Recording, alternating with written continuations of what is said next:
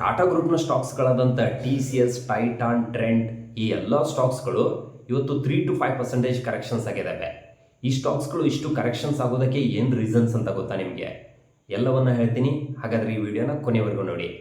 N Chandrasekharan ಸದ್ಯಕ್ಕೆ ಟಾಟಾ ಗ್ರೂಪ್ನ chairman. So ಇವರು ಇವತ್ತು ತಮ್ಮ ಚೇರ್ಮನ್ ಸ್ಥಾನದಿಂದ ರಿಸೈನ್ ಮಾಡಿದ್ದಾರೆ.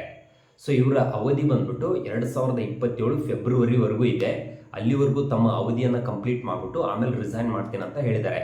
ಸೊ ಎಲ್ಲರೂ ಏನು ಎಕ್ಸ್ಪೆಕ್ಟ್ ಮಾಡ್ತಾ ಇದ್ರು ಅಂತಂದರೆ ಇನ್ನೊಂದು ಟರ್ಮ್ಗೆ ಇವ್ರನ್ನ ಚೇರ್ಮನ್ ಮಾಡಬೇಕು ಅಂತೇಳಿ ಎಲ್ಲರೂ ಎಕ್ಸ್ಪೆಕ್ಟ್ ಮಾಡ್ತಾ ಇದ್ರು. ಆದರೆ ಟಾಟಾ ಗ್ರೂಪ್ನ ಮ್ಯಾನೇಜ್ಮೆಂಟ್ ಆ ರೀತಿ ಮಾಡಿಲ್ಲ. ಇವರಿಗೆ ಇನ್ನೊಂದು ಸಲ ಚೇರ್ಮನ್ ಆಗೋದಕ್ಕೆ ಅವಕಾಶ ಕೊಟ್ಟಿಲ್ಲ.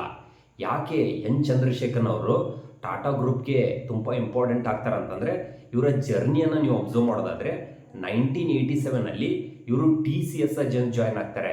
TCS ಜಾಯ್ನ್ ಆದಮೇಲೆ ತಮ್ಮ ಹಾರ್ಡ್ ವರ್ಕು ಡೆಡಿಕೇಶನಿಂದಾಗಿ ಹಂತ ಹಂತವಾಗಿ ಕಂಪ್ನಿನಲ್ಲಿ ಬೆಳೀತಾ ಬರ್ತಾರೆ. 2007 CEO ಆಗ್ತಾರೆ, ಚೀಫ್ ಎಕ್ಸಿಕ್ಯೂಟಿವ್ ಆಫೀಸರ್ಸ್ ಆಗ್ತಾರೆ. ಸೊ ರತನ್ ಟಾಟಾ ಅವರಿಗೆ ಇವರು ತುಂಬ ಕ್ಲೋಸ್ ಆಗಿರ್ತಾರೆ. ರತನ್ ಟಾಟಾ ಅವರು ಇವರ ಹಾರ್ಡ್ ವರ್ಕು ಮತ್ತು ಡೆಡಿಕೇಶನ್ ನೋಡಿಬಿಟ್ಟು 2017 ಇವ್ರನ್ನ ಚೇರ್ಮನ್ ಆಗಿ ಮಾಡ್ತಾರೆ. ಈ ಎನ್ ಚಂದ್ರಶೇಖರ್ನ ಲೀಡರ್ಶಿಪ್ಪಲ್ಲೇ ಟಾಟಾ ಗ್ರೂಪ್ ದೊಡ್ಡ ಮಟ್ಟದಲ್ಲಿ ಗ್ರೋತ್ ಆಗುತ್ತೆ.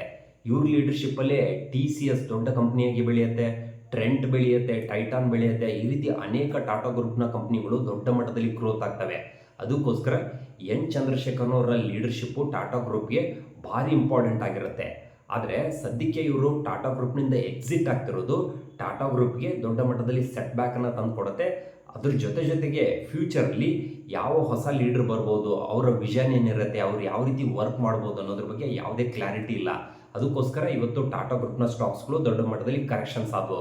ಸ್ನೇಹಿತರೆ, ಇದ್ರ ಬಗ್ಗೆ ನಿಮ್ಮ ಅಭಿಪ್ರಾಯ ಏನು ಅನ್ನೋದನ್ನು ತಪ್ಪದೇ ಕಮೆಂಟ್ ಮಾಡಿ ತಿಳಿಸಿ.